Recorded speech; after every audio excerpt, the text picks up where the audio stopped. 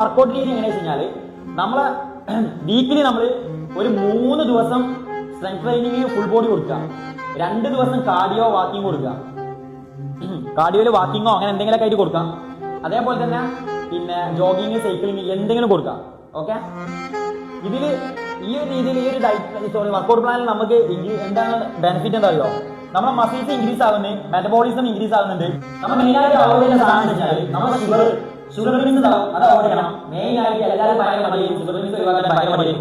Main ആയിട്ട് avoid ചെയ്യുന്ന main item ഓവറായിട്ടുള്ള snacks കഴിക്കരുത്. ഭയങ്കര സ്നാക്സ് പൊടിമാരുണ്ടാവും, അവരോട് ഒഴിവാക്കിപ്പോ. ലൈറ്റ് ആയിട്ട് ഈ ലേറ്റ് നൈറ്റ് ഫുഡ് കഴിക്കില്ല, അതായത് അത്യാവശ്യം ഭയങ്കര ലേറ്റ് ആയിട്ട് നൈറ്റ് ഫുഡ് കഴിക്കുന്നത് ഒഴിവാക്കിപ്പോ. അത് നല്ലതല്ല.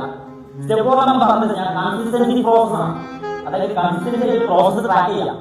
എല്ലാ ആഴ്ചയും നോർമൽ ചെയ്യാം, വെയിറ്റ് ചെക്ക് ചെയ്യാം, ഒരു മട്ടേജ് ചെക്ക് ചെയ്യാൻ ഒറ്റ ഭാഗം ചെക്ക് ചെയ്താൽ മതി. അതേപോലെ തന്നെ വെയിറ്റ് മെഷർമെന്റ് ചെയ്യാം, മെഷർമെന്റ്. അതേപോലെ തന്നെ ഫോട്ടോസ് എല്ലാ ആഴ്ചയും ഫോട്ടോസ് കളക്ട് ചെയ്ത് കൊടുക്കുക. കാരണം ഭയങ്കര ബിസിനസ് മോട്ടിവേഷൻ ആണ്, കാരണം എല്ലാ ആഴ്ചയും ഫോട്ടോസ് കീപ്പ് ചെയ്യാനാണ് പറയുന്നത്. അതേപോലെ മെയിൻ പോയിന്റ് 1-2 ആഴ്ചയിലൊന്നും റിസൾട്ട് ഫാറ്റ് വിസിബിൾ ആവില്ല. നമുക്ക് 1-2 ആഴ്ച നമുക്ക് ഫാറ്റ് ലോസ് ഉണ്ടാവുള്ളൂ. നമുക്ക് റിയൽ ആയിട്ട് ഫാറ്റ് ലോസ് നമുക്ക് 3-ാമത്തെ ആഴ്ച മുതലൊക്കെ ഫാറ്റ് ലോസിന്റെ വിസിബിൾ തുടങ്ങുന്നത്. നമ്മളൊരു 3 മാസം ഒരു നോട്ടീസിബിൾ ആയിട്ടുള്ള ഒരു നോട്ടീസിബിൾ ആയിട്ടുള്ള ചേഞ്ചസ് വാങ്ങുന്നുണ്ടെങ്കിൽ ഒരു 3 മന്ത് ആവും.